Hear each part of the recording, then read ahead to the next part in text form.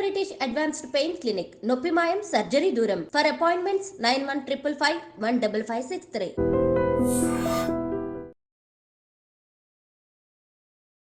అందరికీ నమస్కారం. నేను Swarupa Potlapalli. Welcome to I dream.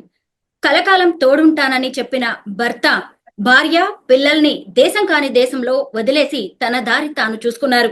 ఆటిజంతో ఇబ్బంది పడుతున్న ఇద్దరు పిల్లలతో జనగామ జిల్లాకు చెందిన మన తెలుగు మహిళ అమెరికాలో నానా కష్టాలు పడుతోంది. ప్రస్తుతం ఆమె జూమ్ లో అమెరికా నుంచి నాతో ఇంటర్వ్యూలో రెడీగా ఉన్నారు. తనే సుమ గారు. అసలు ఆవిడ హస్బెండ్ అరవింద్ గారు పిల్లల్ని ఆవిడను వదిలేసి ఇండియాకు ఎందుకు వెళ్లిపోయారు, వారు ఎప్పుడు అమెరికా వెళ్లారు, అక్కడి పరిస్థితులు ఏంటి, ప్రస్తుతం పిల్లలు ఆవిడ పరిస్థితి కూడా ఎలా ఉందో తెలుసుకుందాం. నమస్తే సుమ గారు. నమస్తే అండి. ఎలా ఉన్నారు సుమ గారు? ఎలా ఉన్నారు అంటే ఇంకా దానికి ముందు ముందు అంటే ఇంటర్వ్యూలో తెలుస్తుంది మీకు నేను చెప్పే విషయాల్ని బట్టి. సో ఇప్పుడు అర్ధరాత్రి అయిపోయింది కదా, పిల్లలతో మీరు ఒక్కరే ఉన్నారు. పడుకున్నారా అండి పిల్లలిద్దరు? లేదండి, పడుకోలేదు. పిల్లలిద్దరు చాలా హైపర్ యాక్టివ్ పిల్లలు. అసలు మా బాబు అయితే ఒక రోజులో 3 అవర్స్ మాక్సిమం 4 అవర్సే పడుకుంటాడు. వాడు అంతకంటే ఎక్కువ పడుకోడు. వాడు పడుకోవడం కూడా 1:30 అట్లా పడుకుంటుంటాడు. ఒక్కొక్కసారి మధ్యలోనే 3కి లేసేసి ఏడుస్తా ఉంటాడు అట్లా. సుమ గారు, మీ మ్యారేజ్ ఎప్పుడైంది? ఇది పెద్దవాళ్ళు కుదిర్చిన సంబంధమే కదా, మీ బ్యాక్గ్రౌండ్ ఏంటి? నేను ఒక విలేజ్ లో పుట్టి పెరిగాను. మాది ఆక్నూర్ విలేజ్. ఇప్పుడు వచ్చి అది సిద్దిపేట డిస్ట్రిక్ట్ కిందికి వస్తుంది. సో నేను నా బాల్యం అంతా కూడా ఆక్నూర్లోనే నేను చదవడము. 10th క్లాస్ వరకు కూడా నేను ఆక్నూర్లోనే గవర్నమెంట్ స్కూల్లో చదివాను. నేను చిన్నప్పటి నుంచి కూడా క్లాస్ ఫస్ట్. నేను క్లాస్ లో నేను నంబర్ 1 స్టూడెంట్ అనమాట, క్లాస్ ఫస్ట్. ఇంటర్ లో కూడా నేను కాలేజ్ ఫస్ట్.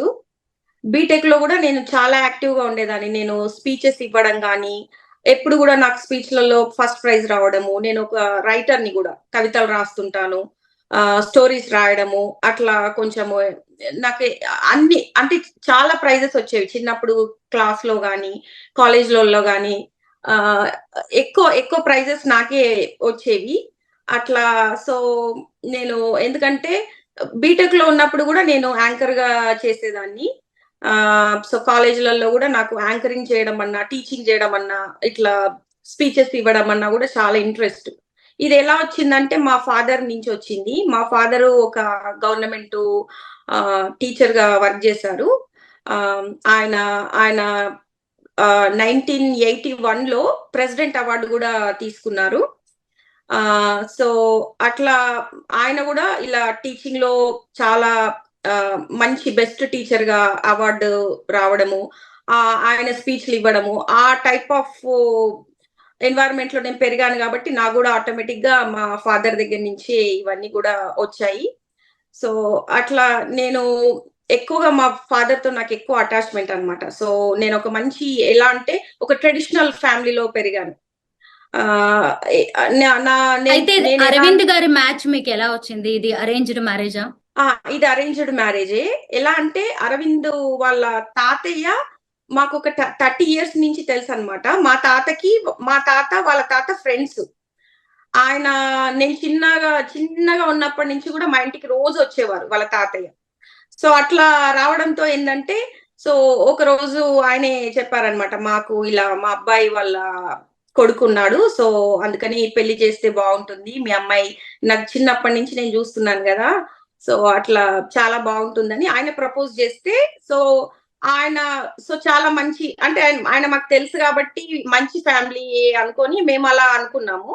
కానీ అబ్బాయి గురించి మాకు ఎక్కువగా తెలియదు. వాళ్ళ ఫ్యామిలీ గురించి కానీ, వాళ్ళ ఫాదరు మదర్ గురించి కానీ మాకు ఎక్కువ టచ్ లో లేరు వాళ్ళు. సో మేమేంటంటే వాళ్ళ తాతయ్య ఆల్రెడీ మంచి ఫ్యామిలీ అన్నట్టుగా అట్లా మేము ఆ మ్యాచ్ కి ఒప్పుకోవడం జరిగింది. అప్పటికి ఆయన అమెరికాలో ఉన్నారా? ఎప్పుడు మీ మ్యారేజ్ జరిగింది? లేదు, ఆయన ఇంత ముందు లండన్ లో ఉన్నాడని చెప్పారు. నా పెళ్ళప్పుడు లండన్ నుంచి ఇండియాకి వచ్చారని చెప్పారు. సో అప్పుడు నాకు పెళ్లి చూపులలో కూడా ఆయన వచ్చినప్పుడు నాతో అసలు ఏం మాట్లాడలేదు. జస్ట్ ఇలా చూసేసి అమ్మాయి నచ్చింది, మేము పెళ్లి చేసుకుంటామని ప్రపోజ్ చేశారు వాళ్ళు. నాకేంటంటే నేను అప్పుడు బీటెక్ ఫైనల్ ఇయర్ లో ఉన్నాను. నాకు అంతగా అసలు పెళ్లి చేసుకోవాలి అంటే చాలా చాలా చిన్న ఏజ్ నాది అప్పుడు. 19 ఇయర్సే నాది అప్పుడు. చేసుకోవాలన్న ఉద్దేశ్యం కూడా నాకు లేదు. ఎందుకంటే నేను మా ఫాదర్ ఏది చెప్తే అదే అన్నమాట. ఇప్పుడు ఇది మా ఫాదర్ అంటే తను నాకు ఏది మంచిదో అది చెప్తారన్నట్టుగా నేను మా ఫాదరు చెప్పిన దానికి నేను ఎప్పుడు కూడా అడ్డు చెప్పను. ఎందుకంటే ఆయనకు నాకు ఏది మంచిదనేది ఆయనకు బాగా తెలుసు. అందుకని నేను చాలా మా ఫాదర్‌కి గాని, మా మదర్‌కి గాని రెస్పెక్ట్ ఇస్తానన్నమాట. సో, అలా నేను ఆ మ్యాచ్‌కి ఒప్పుకోవడము అలా సో, వాళ్ళు ఎందుకంటే నేను చిన్నప్పటి నుంచి కూడా చాలా టాలెంటెడ్ అని సో, వాళ్ళ తాతయ్య చెప్పడము, వాళ్ళు చూడడంతో సో, అట్లా నన్ను పెళ్లి చేసుకోవడం జరిగింది. అయితే ఆ తర్వాత మీరు అమెరికా వెళ్ళిపోయారు ఆయనతో పాటు. లేదు లేదు. లండన్. నాకు పెళ్లి అయిన తర్వాత సో, కి యూఎస్ కి వీసా వచ్చింది. అప్పుడు ఏం చెప్పాడంటే నేను 3 మంత్స్ లో నేను యూఎస్ కి తీసుకెళ్తాను అని చెప్పేసి వెళ్ళాడు. యూఎస్ కి వెళ్ళారు. నా మ్యారేజ్ 2006 లో అయిందనమాట. ఆయన 2007 మార్చ్ లో యూఎస్ కి వెళ్ళారు. అప్పుడు నేనేంటంటే ఇంకా 3 మంత్స్ లో ఇంకా కొత్తగా పెళ్ళయింది కదా! ఇంకా 3 మంత్స్ లో ఇంకా తీసుకెళ్తా అని చెప్పారు కదా అని మీకు తెలుసు కదా ఆ ఇంటెన్షన్ లో నేను ఉన్నానన్నమాట. సో 3 మంత్స్ అయిపోయింది, 6 మంత్స్ అయిపోయింది, 1 ఇయర్ అయిపోయింది. అసలు ఆయన దగ్గర నుంచి కమ్యూనికేషన్ మొత్తం తగ్గిచ్చేశారు. వీళ్ళ పేరెంట్స్ కూడా అసలు నాతో మాట్లాడడము, వాళ్ళ ఇంటికి రానియకపోవడము, కంప్లీట్ గా కమ్యూనికేషన్ కట్ చేపిచ్చారు వాళ్ళు. సో అట్లా ఏమైందంటే నేను ఇన్ ద మీన్ టైమ్ లో నేను కాలేజ్ లో నేను ఒక అసిస్టెంట్ ప్రొఫెసర్ గా జాయిన్ అవ్వడము, నేను టీచింగ్ ఫీల్డ్ లోకి వెళ్ళడము, ఇంకా నా వర్క్ లో నేను బిజీగా అవ్వడము. అలా సో నాకెందుకంటే ముందు నుంచి కూడా నాకు టీచింగ్ ప్రొఫెషన్ ఇష్టం కాబట్టి నేను ఇంకా సో టీచింగ్ ఫీల్డ్ లోకి వెళ్ళిపోయాను అప్పుడు. సో అప్పటికి ఏంటంటే నాకు ఆయన కమ్యూనికేషన్ ఇవ్వట్లేదు. పెళ్లి చేసుకొని వెళ్ళిపోయాడు, కమ్యూనికేషన్ సరిగ్గా ఇవ్వట్లేదు. సో అప్పుడంతా మా ఫ్యామిలీ మెంబర్స్ అంతా కాంప్రమైజ్ చేపిచ్చి ఏంటి ఇంక ఇన్ని రోజులు అవుతుంది అమ్మాయిని తీసుకెళ్లరా అంటే లేదు ఇంకా ఎక్స్ట్రా మాకు చాలా తక్కువ డౌరీ వచ్చింది, ఇంకో అమ్మాయిని చేసుకుంటే మాకు ఎక్కువ డబ్బులు వచ్చేవి అని చెప్పేసి అప్పుడు చాలా వాళ్ళు ఆర్గ్యుమెంట్ చేయడంతో మా ఫాదరు కొంత అమౌంట్ కూడా ఇచ్చారు. సో అట్లా అమౌంట్ ఇవ్వడంతో నన్ను మళ్ళీ యూఎస్ కి తీసుకెళ్లారు. అసలు ఎంత కట్నం తీసుకున్నారండి అప్పట్లోనే? అప్పట్లోనే గోల్డ్ తో కలుపుకొని మొత్తం worth of gold and money అంతా కలుపుకొని ఒక 25 lakhs. అయినా సరే అది సరిపోలేదని అదనపు కట్నం కోసం మిమ్మల్ని తీసుకువెళ్ళలేదు. అన్ని మళ్ళీ ఎక్కువ ఇచ్చిన తర్వాత మిమ్మల్ని తీసుకెళ్లారు. అయితే అక్కడికి వెళ్ళాక కూడా మీరు జాబ్ చేశారు. అక్కడికి వెళ్ళాక ఏంటంటే అప్పటికి నేను డిపెండెంట్ వీసా కిందనే వెళ్ళాను. 2008 నవంబర్ లో నేను వెళ్ళాను యుఎస్ కి. అక్కడికి వెళ్ళాక కూడా నాకు వర్క్ పర్మిట్ లేదు. నేను డిపెండెంట్ వీసా కిందనే వెళ్ళాను. సో వాళ్ళ ఫ్యామిలీ ఏంటంటే నన్ను ఇండియాలో ఉన్నప్పుడు కూడా మా హస్బెండ్ తో నేనున్న 3 మంత్స్ 4 మంత్స్ కూడా చాలా అబ్యూజ్ చేసేవాళ్ళు. మా అత్తయ్య గాని, మా మామయ్య గాని, మా ఆడపడుచు గాని నన్ను చాలా ఎట్లా అంటే వాళ్ళ ఇంట్లో ఒక పనామెలాగా చూడడము, పని మనిషిని కూడా వాళ్ళ ఇంట్లో పని మనుషులను ఆఫ్ చేపిచ్చేసి నాతో అన్ని క్లీనింగ్ చేపించడము అట్లా చేసేవాళ్ళు. ఎందుకంటే ఎలా అనేవాళ్ళంటే మేము చాలా హై లెవెల్‌లో నుంచి వచ్చాం. మా మా అత్తయ్య అనేదంటే మామయ్య చాలా హై లెవెల్ జాబ్ చేశారు. మీ ఫాదర్ ఓన్లీ ఒక గవర్నమెంట్ టీచర్ మాత్రమే. సో నువ్వు తీసుకురావడం కూడా కట్నం చాలా తక్కువ తీసుకొచ్చావు. ఇంకొక అమ్మాయిని తీసుకొస్తే మాకు చాలా ఎక్కువ కట్నం వచ్చేది. సో అందుకని అట్లా నన్ను చాలా తక్కువగా చేసి చూడడము, డిస్క్రిమినేట్ చేయడము, అన్ని పనులు చేపించడము అట్లా చేసేవాళ్ళు. వాళ్ళ కమ్యూనికేషన్ ఎలా ఉండేదంటే నాకు పెళ్ళైన కొత్తలో కూడా మా హస్బెండ్ నాతో పడుకునేవాడు కాదు. ఎలా అంటే వాళ్ళ పేరెంట్స్ తోనే పడుకునేవాడు. నేను ఒక రూమ్ లో ఉంటే ఎప్పుడో ఒకసారి అట్లా నా దగ్గరికి కొద్దిసేపు వచ్చేసి మళ్ళీ వెళ్ళి వాళ్ళ పేరెంట్స్ తోనే పడుకోవడము. వాళ్ళు ఎలా ఉంటదంటే వాళ్ళందరూ ఒక బెడ్రూమ్ లో ఉండేసి ముచ్చట్లు పెట్టుకుంటుంటారు. మొత్తం ఒక 2:00, 3:00 వరకు కూడా వాళ్ళ కొడుకుతో కలిసి ముచ్చట్లు పెట్టుకోవడము. ఇదేంది ఇలా మీరు కొత్తగా పెళ్ళయ్యాను కదా మీరు అలా పడుకోవడము, నేను ఒక్కదాని ఇలా రూమ్ లో పడుకోవడం అంటే నన్ను ఇష్టం వచ్చినట్టు తిట్టడము. అంటే మా కొడుకు మొదటి నుంచి మేము ఇలాగే ఉంటాము, నీకు ఇష్టం ఉంటే ఉండు పోతే పో అని చెప్పి అలా నన్ను తిట్టడము అట్లా చేసేవాళ్ళు. నేను ఒక్కదాన్ని అసలు నాకు ఫోన్ యాక్సెస్ కూడా ఇచ్చేవాళ్ళు కాదు అప్పట్లో. నేను కనీసం ఎవరితోనన్నా మాట్లాడదామన్నా కూడా ఫోన్ యాక్సెస్ కూడా ఇచ్చేవాళ్ళు కాదు. మా అమ్మ వాళ్ళతో కమ్యూనికేషన్ చేపించేవాళ్ళు కాదు. మా హస్బెండ్ ని కూడా మా అమ్మ వాళ్ళతో మాట్లాడనిచ్చేవాళ్ళు కాదు. కనీసము ఏదన్నా ఫెస్టివల్స్ వచ్చినప్పుడు కూడా నన్ను మా హస్బెండ్ ని మా అమ్మ వాళ్ళ దగ్గరికి పంపమన్నా కూడా అట్లా పంపేవాళ్ళు కాదు. నేను ఒకదాన్నే వెళ్ళడము, నేను ఒకదాన్నే రావడము అట్లా ఉండేది. సో అయినా కూడా ఏంటంటే నాకు అసలు అవన్నీ ఏం తెలియకపోయేది. నాకేంటంటే నేను ఎలా ఉండేదాన్నంటే నాకు 19 ఇయర్స్ ఉన్నప్పుడే, ఫైనల్ ఇయర్ లో ఉన్నప్పుడే పెళ్లి అవ్వడం వల్ల నాకు అంత నాలెడ్జ్ లేదు. బయట అంటే బయట సిటీ అమ్మాయి లాగా అంత నాలెడ్జ్ లేదు. ఎందుకంటే నేను విలేజ్ లో పెరిగాను. నా లైఫ్ అంతా కూడా ఆల్మోస్ట్ చాలా వరకు నా లైఫ్ అంతా విలేజ్ లోనే పెరిగాను అనమాట. సో ఆ సిచ్యువేషన్ అయితే అమెరికా వెళ్ళాకైనా ఆయన మీతో బాగున్నారా? పిల్లలు ఎప్పుడు పుట్టారు? వాళ్ళ పరిస్థితి బాలేదు అనే విషయం మీకు ఎప్పుడు తెలిసింది? సో యుఎస్ కి వెళ్ళినాక కూడా అదే సిచ్యువేషన్. వెళ్ళాక కూడా నా కమ్యూనికేషన్ మొత్తం కట్ చేపించేవాడు. నాకు అసలు ఫోన్ యాక్సెస్ కూడా, నేను అట్లీస్ట్ మా అమ్మ వాళ్ళతో మాట్లాడుతూ అన్నా కూడా నాకు ఒక ఫోన్ యాక్సెస్ కూడా ఇచ్చేవాడు కాదు. తానేమో వాళ్ళ పేరెంట్స్ తో చాలా హవర్స్ ఆఫ్ కమ్యూనికేషన్ చేసేవాడు. 3 అవర్స్ 4 అవర్స్ వాళ్ళ సిస్టర్ తో, వాళ్ళ పేరెంట్స్ తో. వాళ్ళ ఇన్ఫ్లుయెన్స్ బాగుండేది తన పైన. తను వాళ్ళ మదర్ గాని వాళ్ళ సిస్టర్ గాని ఇది నువ్వు చేయాలి, ఇలా ఉండాలి అంటే తను ఇంకా అది ఫాలో అవుతాడనమాట. సో వాళ్ళు చెప్పిన దానికి తను ఎప్పుడు కూడా అడ్డు చెప్పడు. వాళ్ళు ఎలా చెప్తే అలా ఈయన ఫాలో అవుతుంటాడు. అలా ఆ సిచ్యువేషన్స్ తోని నేనేందంటే చాలా భయంగా ఉండేదాన్ని అక్కడ యుఎస్ లో ఉన్నప్పుడు కూడా. తను ఆఫీస్కి వెళ్ళేటప్పుడు కూడా లాక్ చేసుకొని వెళ్ళేవాడు. నేను ఇంట్లోనే ఉండేదాన్ని. నాకు ఎవరితోనన్నా ఫ్రెండ్స్ తో మాట్లాడదామన్నా, మా అమ్మ వాళ్ళతో మాట్లాడదామన్నా కూడా నాకు ఫోన్ యాక్సెస్ కూడా ఉండేది కాదు. సో అట్లా అంటే అంత అప్పట్లో 2008, 9 అంటే అంత ఇప్పుడు ఉన్నంత టెక్నాలజీ, ఇంటర్నెట్ గానీ అదంతా లేవు కదా అప్పట్లో.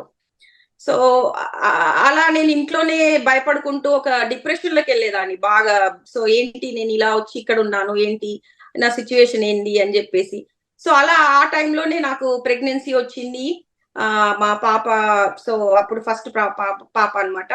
సో తాను ఎలా ఉంటాడంటే చాలా అబ్యూజివ్ గా ఉంటాడు. ఆయన లాంగ్వేజ్ కూడా చాలా ఎలా అంటే బూతులు మాట్లాడుతుంటాడు. అవి అసలు మనుషులు విని తట్టుకునే అంత కూడా ఉండవు. అంత ఘోరంగా బూతులు మాట్లాడుతుంటాడు. నేను ప్రెగ్నెంట్ గా ఉన్నప్పుడు కూడా నన్ను చాలా అబ్యూజ్ చేసేవాళ్ళు. అంటే నేను డిపెండెంట్ వీసా కింద ఉన్నా కాబట్టి నేను జాబ్ చేయలేని సిచ్యువేషన్. ఎలా కామెంట్ చేసేవాళ్ళంటే, లేదు నువ్వు ఇలా ప్రెగ్నెంట్ గా ఉన్నా కూడా వేరే అమ్మాయిని చేసుకుంటే మాకు జాబ్ చేసేది, చాలా డబ్బులు తీసుకొచ్చేది.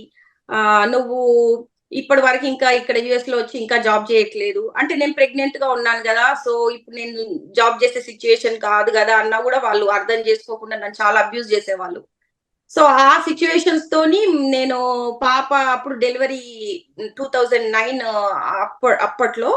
సో అయితే నేనేమనుకున్నానంటే మా పేరెంట్స్ ఒకవేళ యుఎస్ కి వస్తే నాకు కొంచెము హెల్ప్ అవుతుంది డెలివరీ అప్పుడు, నేను కొంచెము ఫ్రీగా ఉండొచ్చు, వాళ్ళు నన్ను టేక్ కేర్ చేస్తారు అని నేను ఎంతో బ్రతిమలాడుకున్నాను మా హస్బెండ్ ని, మా పేరెంట్స్ ని యుఎస్ కి రప్పించండి డెలివరీకి, ఫస్ట్ డెలివరీ కదా, నేను చాలా లోన్లీగా ఫీల్ అవుతున్నాను అని చెప్పి ఎంత బ్రతిమిలాడినా కూడా అప్పుడు మా అత్తయ్య మా మామయ్య వాళ్ళు తిట్టేసి, మీ పేరెంట్స్ ఎలా వస్తారనుకుంటున్నావు మా అబ్బాయి దగ్గరికి, సో వస్తే ఏదైనా చేసినా కూడా మేమే వస్తాము అని చెప్పేసి తిట్టేసి వాళ్ళు వచ్చారు ఆ డెలివరీ అప్పుడు. నా డెలివరీ 1 మంత్ ముందు అంటే నాకు డెలివరీ డేట్ ఎప్పుడు ఇచ్చారంటే జనవరిలో ఇచ్చారు నాకు. సో వాళ్ళు వచ్చి నవంబర్ లో వచ్చారు. సో అయితే ఇంకా వచ్చినప్పటి నుంచి కూడా నన్ను చాలా టార్చర్, ఇంకా మొత్తం ఎట్లా టార్చర్ పెట్టే వాళ్ళంటే, కనీసము మా హస్బెండ్ ని నాతో పడుకోనిచ్చే వాళ్ళు కాదు. వాళ్ళ అబ్బాయిని తీసుకెళ్లి వాళ్ళ బెడ్రూమ్ లోనే పడుకోబెట్టడము, వాళ్ళతో ముచ్చట్లు పెట్టాలి. ఇంకా ఒక 2 o'clock 3 o'clock వరకు కంటిన్యూస్ గా ముచ్చట్లు పెట్టి ఇంకా తను అక్కడే పడుకుంటాడు. ఏంటి అత్తయ్య ఇట్లా, నాకు ప్రెగ్నెంట్ కదా, నేను లోన్లీగా ఫీల్ అవుతున్నాను, కొంచెం ఇలా తన పక్కన లేకుంటే నాకు లోన్లీగా ఉంది అంటే ఇష్టం వచ్చినట్టు తిట్టేది. నా కొడుకుని నాతో పడుకోకుండా మాట్లాడే హక్కు నీకు ఎక్కడుంది, నువ్వు వచ్చింది ఇవాళ వచ్చావు, నేను నా కొడుకుని నేను చిన్నప్పటి నుంచి నేను టేక్ కేర్ చేస్తున్నాను, నీకు అసలు మాట్లాడే హక్కు కూడా లేదు అని చెప్పి ఇలా తిట్టడము. సమ్ టైమ్స్ ఏంటంటే మా ఫిజికల్ గా కూడా నన్ను మా హస్బెండ్ తో కొట్టించేవాళ్ళు అట్లా. సో ఆ సిచ్యువేషన్స్ తోని ఏంటంటే నన్ను 9th month ప్రెగ్నెంట్ గా ఉన్నప్పుడే నన్ను వ్యాక్యూమ్ చేపించడము, క్లీనింగ్ చేపించడము, అట్లా ఇలా బాగా స్ట్రెస్ పెట్టేవాళ్ళు, హరాస్మెంట్ చేసేవాళ్ళు. ఆ సిచ్యువేషన్స్ తోని నాకు జనవరిలో డెలివరీ డేట్ ఇస్తే నవంబర్ 30th అప్పుడే నేను హాస్పిటలైజ్డ్ అయిపోయినా నేను ఇంకా. సో అప్పుడు హాస్పిటలైజ్డ్ అయిపోయి చాలా బ్లీడింగ్ అయిపోయి నేను హాస్పిటల్లో పడితే అప్పుడు హాస్పిటల్ వాళ్ళు వర్జీనియా హాస్పిటల్ అది, వాళ్ళు హాస్పిటల్ నర్సులు, సోషల్ వర్కర్లు వాళ్ళంతా డాక్టర్లు గుర్తించి ఇది నార్మల్ డెలివరీ కాదు, 1 month ముందంటే చాలా ప్రీమెచ్యూర్ కదా, సంథింగ్ ఈస్ గోయింగ్ ఆన్, అంటే ఏదో స్ట్రెస్ అయింది ఈమెకి అని చెప్పి నా దగ్గరకు వచ్చి చాలా అడిగారు. నీకు ఏదైనా ఇబ్బంది ఉంటే చెప్పమ్మా, మేము అన్ని రకాలుగా నీకు హెల్ప్ చేస్తాము, వాట్స్ గోయింగ్ ఆన్ క్లియర్ గా చెప్పు, మేము అన్ని రకాలుగా నీకు ఏ ఏ ఇబ్బంది ఉన్నా కూడా హెల్ప్ చేస్తామని చెప్పి వాళ్ళు నాకు దగ్గరికి వచ్చి అడిగేవాళ్ళు రోజు. కానీ నాకు ఆ సిచ్యువేషన్ లో నేను అసలు ఏం చెప్పాలి, ఏం మాట్లాడాలి అని కూడా నాకు తెలియదు. ఎందుకంటే నాకు ఎవరితో కమ్యూనికేషన్ లేదు, నేను చాలా సివియర్ కండిషన్ లో, సీరియస్ కండిషన్ లో ఉన్నా, చాలా పెయిన్ తో అట్లా ఉన్నాను అనమాట. సో ఆ సిచ్యువేషన్ నేను వాళ్ళ గురించి నేను ఎవరితో కూడా ఏం మాట్లాడలేదు. సో అప్పుడు పాప డెలివరీ అయిపోయింది. డెలివరీ అయిపోయిన తర్వాత కూడా నాకు ఏంటంటే చాలా సివియర్ హెల్త్ ఇష్యూస్ వచ్చినాయి, యూరినరీ రిటెన్షన్ ప్రాబ్లం వచ్చింది. సో దాంతో ఏంటంటే నేను ఓన్ గా యూరినేట్ చేయలేను అనమాట. సో దానికి నేను వాళ్ళు ఫోలే క్యాథెటర్ పెట్టేవాళ్ళు, నాకు ఒక పైప్ ఉండేది. సో ఆ సిచ్యువేషన్స్ తోని నేను పాపను కూడా హోల్డ్ చేసే సిచ్యువేషన్ కాదు నాది. సో అప్పుడు నన్ను వాళ్ళకి తెలుస్తుంది, అంటే ఈమె ఏదో సంథింగ్ ఈస్ గోయింగ్ ఆన్ కానీ చెప్పట్లేదు అని చెప్పి వాళ్ళకి సోషల్ వర్కర్స్ కి అందరికి అర్థమైపోయింది. అలా అర్థమైపోయి వాళ్ళు 1 month ఫాలో అప్ చేసిండ్రు. ఎవ్రీ వీక్లీ ట్వైస్ ఇంటికి రావడము, మళ్ళీ ఫాలో అప్ చేయడము, ఆర్ ఓకే బానే ఉన్నావా, పాప బానే ఉందా అనుకుంటూ అలా వాళ్ళు 1 month వరకు కూడా పోలీసులు కూడా వచ్చేవాళ్ళు అలా, అంటే ఏదన్నా నీకు ప్రాబ్లం ఉంటే చెప్పు అని చెప్పేసి. కానీ అప్పుడు ఆ సిచ్యువేషన్ లో నాకు ఇలా జరుగుతుంది చెప్పాలని కూడా నాకు తెలియని సిచ్యువేషన్ అనమాట. ఎందుకంటే నాకున్న పెయిన్, ఆ యూరినేట్ చేయలేక నేను ఎంత పెయిన్ వచ్చేదంటే బాగా యూరిన్ ఎక్కువైపోయి పెయిన్ రావడము, చాలా కాంప్లికేషన్స్ వచ్చేవి. సో పాపకి ఆటిజం అనే విషయం మీకు ఎప్పుడు తెలిసింది? ఆమెకి ఆటిజం అనేసి నాకు 2 years అప్పుడు తెలిసింది. పాపతో ఎలా ఉండేవాడండి? పాపని కాస్త చూసుకునేవాడా స్టార్టింగ్ లో అయినా? పాపనైతే అసలు వాళ్ళు కేర్ చేయరు. వాళ్ళు ఎలా ఉంటారంటే మా అత్తయ్య గాని మామయ్య గాని వాళ్ళు ఇప్పుడు మా అత్తయ్య ఒకవేళ టీవీ సీరియల్ చూస్తుంటది. టీవీ సీరియల్ చూస్తుంటే నేను పాపకి ఏదన్నా తినిపిస్తుంటే పాప కొంచెము అటు ఇటు వెళ్ళడము, ఆమె పైన కూర్చోవడం కూడా ఆమె సహించదు, తిడుతుంటది. ఇలా నువ్వు నాకు సీరియల్ డిస్టర్బ్ అవుతుంది, ఈ అమ్మాయిని తీసుకెళ్లి రూమ్ లోకి వెళ్ళి డోర్ పెట్టుకొని తినిపించుకోపో అని చెప్పి నన్ను అలా తిడుతుంటది. అంటే అలా వాళ్ళు అసలు కేర్ చేయరు పాపని. మా హస్బెండ్ గాని మా అత్తయ్య మామయ్య గాని అసలు కేర్ చేయరు. వాళ్ళు ఎప్పుడు యుఎస్ కి వచ్చినా కూడా సైట్ సీయింగ్ కి వెళ్ళడము, బయట న్యూయార్క్ కి గాని అటు న్యూ జెర్సీ అట్లా మొత్తం తిరగడము, నన్ను పాపని ఇంట్లో వదిలేసి వాళ్ళు ఇంకా వాళ్ళ పేరెంట్స్ తీసుకొని ఈయన యుఎస్ అంతా వాళ్ళని చూపించడానికి వెళ్ళేవారు. అలా ఉండేది వాళ్ళది ఇప్పుడు కూడా. సో బాబు ఎప్పుడు పుట్టాడు? తన పరిస్థితి కూడా బాలేదనే విషయం ఎప్పుడు తెలిసింది? బాబు 2015 లో పుట్టాడు. సో తనకి కూడా ఆటిజం, ఎందుకంటే 2 years అయినా కూడా తనకి స్పీచ్ లేదు. లైక్ అందరి పిల్లల్లాగా డెవలప్మెంటల్ డిలేస్, అందరి పిల్లల్లాగా ఇంప్రూవ్మెంట్ లేదు, చాలా డెవలప్మెంటల్ డిలేస్ వచ్చాయి. సో దాంతో ఏంటంటే ఇద్దరు పిల్లల్ని కూడా స్పెషలైజ్డ్ స్కూల్లో వేశారనమాట. సో ఇక్కడ ఎలా ఉంటదంటే పిల్లలకు ఒకవేళ ఏదన్నా డిజేబిలిటీ ఉంది అంటే ఇంకా స్కూల్లో వాళ్ళను ఆటోమేటిక్ గా ఒక ఐఈపీ ప్రోగ్రామ్ లో పెట్టేసి స్పెషలైజ్డ్ క్లాస్ రూమ్ లో పెడతారనమాట. సో అట్లా ఇద్దరు కూడా స్పెషలైజ్డ్ క్లాస్ కి వెళ్లే వాళ్ళు, అంటే వాళ్ళకి కొంచెం స్కూల్లో స్పీచ్ థెరపీ అట్లా ఇవ్వడము అట్లా ఉంటుందన్నమాట ఇక్కడ. సో ఇక్కడ ఉన్నప్పుడు కూడా అంటే పిల్లలు కొంచెము స్కూల్కి వెళ్ళడము, ఇద్దరు పిల్లలు కూడా స్కూల్కి వెళ్ళడము, కొంచెం థెరపీస్ ఉండడం వల్ల కొంచెం ఇంప్రూవ్మెంట్ స్టార్ట్ అయింది పిల్లలకి ఇక్కడ ఉన్నప్పుడు. అయితే ఇన్ ద మీన్ టైమ్ లో 2019 లో ఏమైందంటే మా హస్బెండ్ నాతో ఏం చెప్పాడంటే మనము వెకేషన్ కి వెళ్దాము ఇండియాకి, అది కూడా ఒక 1 month వెకేషన్ అంతే, మళ్ళీ 1 month లో బ్యాక్ వస్తాము అని చెప్పి నాకు రిటర్న్ టికెట్లు కూడా చూపించాడు.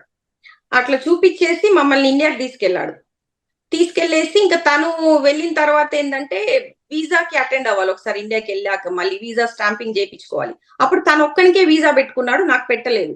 అదేంది మీరొక్కరే వీసా చేసుకున్నారు, నాకెందుకు చేయలేదు అంటే, లేదు నేను ఒక్కరినే వెళ్తున్నాను, మీరు నువ్వు పిల్లలు ఇక్కడే ఉంటారు అని చెప్పాడు. అదేంది పిల్లలు చాలా స్కూల్ స్టార్ట్ అవుతుంది కదా నెక్స్ట్ మంత్, మనము వెకేషన్ లో అని పిల్లలకు హాలిడేస్ ఉన్నాయని వచ్చాం కదా, ఇంత సడన్ గా ఇలా చెప్తే ఏంటి అని నాకు షాక్ అయిపోయింది ఇంకా మొత్తం. సో అప్పుడు ఏమన్నాడంటే, లేదు నేను ఒక్కడినే వెళ్తానని అప్పుడు ఆర్గ్యుమెంట్ చేశాడు. అప్పుడు మా ఫ్యామిలీ మెంబర్స్ అంతా కూడా కాంప్రమైజ్ చేపించి తన్ని కూడా వెళ్లకుండా మేము ఇండియాలోనే ఉండేలాగా వాళ్ళు కాంప్రమైజ్ చేశారు. అప్పుడు ఏం చేశాడంటే, సో ఇక్కడ మేము రెంటల్ హౌస్ లో ఉండేది. అలా ఇండియాలో ఉన్నప్పుడు ఒక 5 మంత్స్ అనుకుంటా, 5 మంత్స్ రెంట్ పేమెంట్ చేయలేదు దానికి. సో వాళ్ళు ఏం చేశారంటే హౌస్ ని మొత్తం ఎవిక్షన్ చేశారు మొత్తం. అంటే ఇంట్లో ఉన్న సామాన్లు మొత్తము, అన్ని వాల్యుయబుల్ ఐటమ్స్ కూడా, నేను కొన్ని చాలా వాల్యుయబుల్ ఐటమ్స్ అంటే నా డాక్యుమెంట్స్ కానీ కొన్ని నేను 1 మంత్ లోనే కదా వస్తాను అన్నట్టుగా అన్ని నేను ఇంట్లోనే పెట్టేసి వెళ్ళాను అనమాట. అట్లా ఆ ఐటమ్స్ కూడా, అన్ని వాల్యుయబుల్ ఐటమ్స్ కూడా చాలా వాళ్ళు త్రో చేసేసారు, మొత్తం ఇల్లుని మొత్తం ఎవిక్షన్ చేపించారు. సో ఆ సిచ్యువేషన్స్ తో ఏంటంటే ఇంకా నేను చాలా డిప్రెషన్ లోకి వెళ్ళిపోయాను. ఇలా ఒకసారిగా అంటే మనకు ఉంటుంది కదా, మనము ఒక 1 మంత్ లోనే వస్తాము, పిల్లలకు స్కూల్ స్టార్ట్ అవుతుంది అని అన్ని రెడీ చేసుకొని, లేదు ఇలా ఇల్లు మొత్తము ఎవిక్షన్ చేపించేసి చెత్తలో పడేయడము, ఇంట్లో ఉన్న సామాన్లు మొత్తము. సో అది చాలా బాధ అనిపించింది అప్పట్లో నాకు. సో అయితే మా ఫ్యామిలీ మెంబర్స్ కొంచెము, నాకు ఇండియాలో ఉన్నప్పుడు మా మదర్ గాని, మా ఫాదర్ గాని, మా అక్కయ్య వాళ్ళు చాలా హెల్ప్ చేసేవారు. మా పిల్లల్ని చూడడం గాని, వాళ్ళ ఇంట్లో ఉంచుకోవడము. మళ్ళీ అమెరికాకి ఎలా వచ్చారండి మీరు? మళ్ళీ ఎలా అంటే, ఇంకా ఇండియాలో ఉంటే ఏమైందంటే పిల్లలకి ఉన్న ఆటిజం వల్ల వాళ్ళ సిచ్యుయేషన్స్ తోని ఆల్మోస్ట్ మా మా చాలా స్కూల్స్ లో ట్రై చేశాను నేను పిల్లల్ని వేయడానికి. కానీ ఏ స్కూల్లో కూడా వాళ్ళకి అడ్మిషన్ ఇవ్వలేదు. అంటే నార్మల్ పిల్లలాగా లేరు వీళ్ళు, క్లాస్ లో ఒక దగ్గర కూర్చోరు అని చెప్పేసి ఇంకా అడ్మిషన్ ఎవ్వరు కూడా ఇవ్వలేదు. సో ఆ సిచ్యువేషన్స్ తో ఏంటంటే పిల్లలు ఒక 3.5 years ఇంట్లోనే ఉన్నారనమాట. సో ఇంట్లోనే అప్పుడు కరోనా సిచ్యువేషన్ కూడా వచ్చింది. సో దాని వల్ల 3.5 years ఇంకా వాళ్ళకి స్కూలింగ్ లేక ఇంకా చాలా డిలేస్ వచ్చినాయి బాగా పిల్లలిద్దరికి. స్పీచ్ డిలే ఇంకా ఎక్కువైపోయింది బాబుకి. పాపకి కూడా చాలా అకాడమిక్స్ గా కూడా చాలా డిలేస్ వచ్చినాయి. సోషల్ కమ్యూనికేషన్ లేదు పిల్లలిద్దరికి కూడా. అప్పుడు ఏంటంటే మళ్ళీ యుఎస్కి వెళ్తే అందరు ఫ్రెండ్స్ కానీ మా ఫ్యామిలీ మెంబర్స్ కానీ, మీరు యుఎస్కి వెళ్తేనే బాగుంటది, పిల్లలకి ఇక్కడ అసలు లైఫే లేదు కదా, అట్లీస్ట్ వాళ్ళు యుఎస్ సిటిజన్స్ కదా పిల్లలు, వాళ్ళకి ఇక్కడికి వస్తే కొంచెం స్కూలింగ్ ఉంటది, థెరపీలు ఉంటాయి, వాళ్ళ సిచ్యువేషన్ కొంచెము అట్లీస్ట్ వాళ్ళ కాళ్ళ మీద వాళ్ళు నిలబడే సిచ్యువేషన్ అన్న అట్లీస్ట్ వస్తది అన్న ఉద్దేశంతో మళ్ళీ బ్యాక్ వచ్చాము. అది కూడా 2023లో బ్యాక్ వచ్చాము. ఓకే. అయితే మరి హస్బెండ్ మీరు వచ్చిన తర్వాత కాస్త మంచిగా చూసుకున్నాడా? అంటే 2023లో బ్యాక్ వచ్చాము. వచ్చిన తర్వాత కూడా మేము, మా అక్క వాళ్ళ అబ్బాయి ఉన్నాడనమాట, సో తన ఇంటికి వచ్చామన్నమాట. తనకి ఆల్రెడీ ఓన్ హౌస్ ఉంది అని చెప్పేసి అక్క మా ఇంటికి వచ్చేసాయి. ఏ స్టేట్ లో ఉంటారు మీరు అమెరికాలో? మేము ఇండియా నుంచి డైరెక్ట్ రావడం పెన్సిల్వేనియాకి వచ్చాము. సో అట్లా పెన్సిల్వేనియాకి వచ్చి మా అక్క వాళ్ళ అబ్బాయి ఇంట్లో ఉన్నాం అనమాట. సో మేము మార్చ్ లో వచ్చాము, 2023 మార్చ్ లో వచ్చాము. మార్చ్ నుంచి డిసెంబర్ వరకు కూడా మా హస్బెండ్ కి జాబ్ లేదు. సో ఆ మార్చ్ టు డిసెంబర్ వరకు మేము పెన్సిల్వేనియాలోనే ఉన్నాము. అయితే ఇంకా జనవరిలో మా హస్బెండ్ కి ఇక్కడ జాబ్ వచ్చింది అనమాట, వేరే స్టేట్ లో జాబ్ వచ్చింది. ఏం చేస్తుంటారు ఆయన? ఆయన సాఫ్ట్వేర్ ఇంజనీర్. సో అయితే ఇంకా మేము ఇక్కడికి మూవ్ అవ్వాల్సి వచ్చింది, ఇక్కడ ఫీనిక్స్ కి అరిజోనాకి మూవ్ అవ్వాల్సి వచ్చింది అనమాట. సో అక్కడ ఉన్నప్పుడు కూడా పిల్లల్ని ఎప్పుడు పట్టించుకోడు, తన ఎన్వైరన్మెంట్ లో తనే ఉంటాడు అనమాట.